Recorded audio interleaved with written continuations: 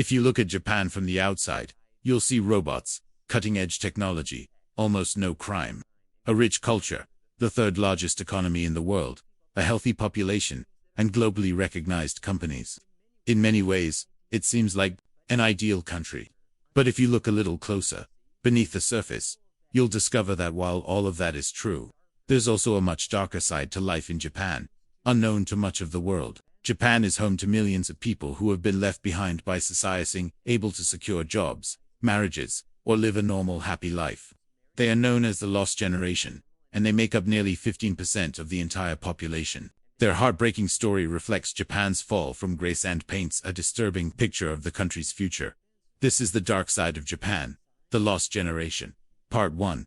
The Japanese Miracle. While this is now mostly forgotten, back in the 1980s, Japan was seen as the world's next economic superpower, poised to replace the United States and dominate the global economy. Much like how some people viewed China today, it felt so inevitable that there was real anxiety in the US, with articles warning of an economic Pearl Harbor and fears that Japan would buy up the entire country. Even Hollywood got caught up in the paranoia, with movies like Die Hard, Rising Sun, and Blade Runner portraying Japanese corporations as quietly taking over America and the world. This fear was fueled by what was called the Japanese Miracle, 3 decades of massive, uninterrupted economic growth, all made possible by Japan's unique economic system, which at the time was considered superior to the Western model. The foundation of this system was the cooperation between powerful corporate groups known as keiretsu and the Japanese government. These keiretsu were essentially alliances of Japan's biggest corporations, holding shares in each other and supporting one another, even though they were technically independent. The largest of these groups received enormous, often unfair, support from the government, including huge loans distributed by Japan's state-owned national bank. In practice, this gave them nearly unlimited access to money, fueling aggressive global expansion. At the same time, the government blocked foreign companies from competing in Japan's domestic market. It wasn't exactly fair or healthy, but it worked. The Japanese stock market soared. Japanese products took over one market after another. And ordinary people knew that if they worked hard and earned a university degree, they were guaranteed a solid, stable job at a major company for life. Japan was unstoppable. Everything was going perfectly, but until it wasn't. Part 2. The bubble bursts. By 1991. After 3 decades of rapid growth, Japan had become the second largest economy in the world, trailing only the United States. As the economy expanded, real estate prices and stock market values skyrocketed. But by the late 1980s, that growth turned into a full-blown speculative frenzy. Everyone believed the boom would last forever, that the more you invested, the more money you'd make. Meanwhile, Japan's national bank kept printing and lending money freely, often without concern for how trustworthy the borrowers were or how the money would be used. Then, one day, the bubble burst. Throughout 1990, Japan's stock market crashed, falling by 43%. Real estate prices soon followed. The collapse of the bubble meant everyday people suddenly had far less money to spend, and investors quickly lost faith in Japanese companies. The once unstoppable economic boom came to an abrupt halt. In the years that followed, cracks in Japan's system began to show. Corruption was exposed, and your script cuts off here.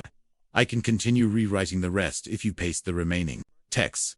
Widespread and deeply rooted in Japanese business and government were practices like insider trading, stock manipulation, fraud, and bribery. On top of that, the virtually limitless access to loans led to the creation of hundreds of zombie companies, businesses that should have gone bankrupt years earlier, but stayed afloat thanks to an endless stream of cheap money borrowed from the government. In just 1 decade, Japan went from being hailed as an economic powerhouse, riding the wave of the Japanese miracle, to being labeled the sick man of Asia. While this collapse was dramatic, it wasn't entirely unique.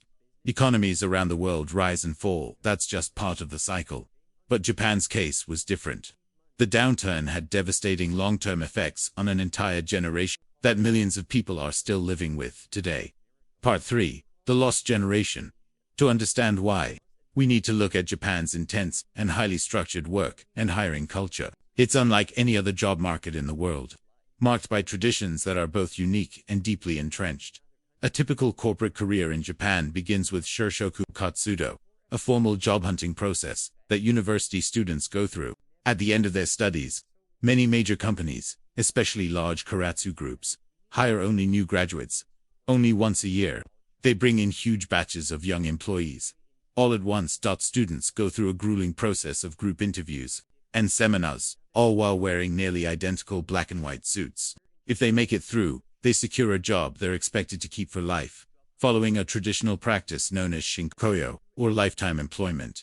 These companies also tend to promote only from within a policy called shinai shin. Employees are trained and nurtured throughout their careers with the expectation that they'll become future executives.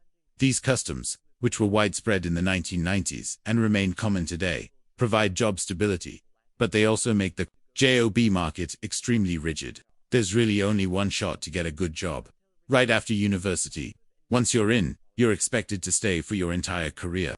But if you miss that chance, you're left out and most companies won't consider you ever again. When Japan's economic bubble burst and the boom came to an end, this system fell apart. During the boom years, it wasn't too hard to land a corporate job. But after 1990, most companies froze hiring completely for nearly a decade. They stopped bringing in new graduates to preserve jobs for their existing lifelong employees.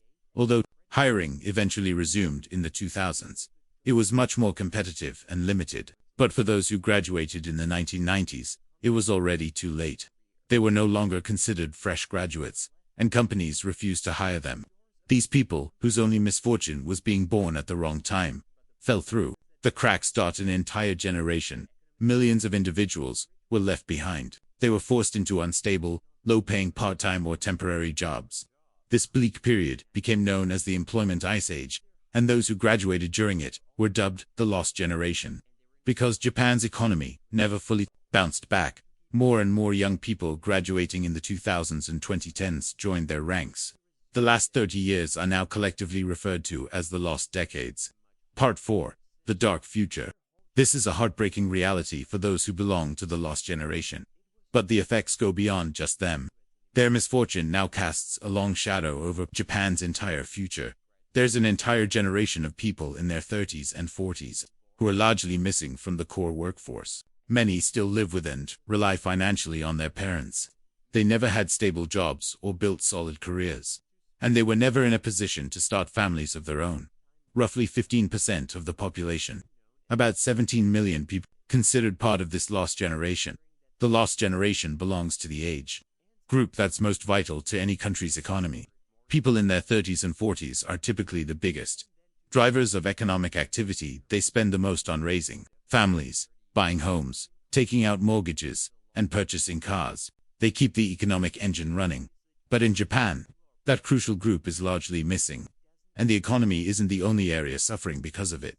Japan is also facing a major demographic crisis known as superaging. The country now has the highest percentage of elderly people in the world. Almost 30% of its population is over 65 and it's aging faster than any other nation. A big reason for this is that the lost generation never had children in the numbers Japan once relied on. By 2050, the ratio of elderly citizens to people of working age will be nearly 1 to 1.3. That means there will be almost as many seniors as there are people aged 15 to 64.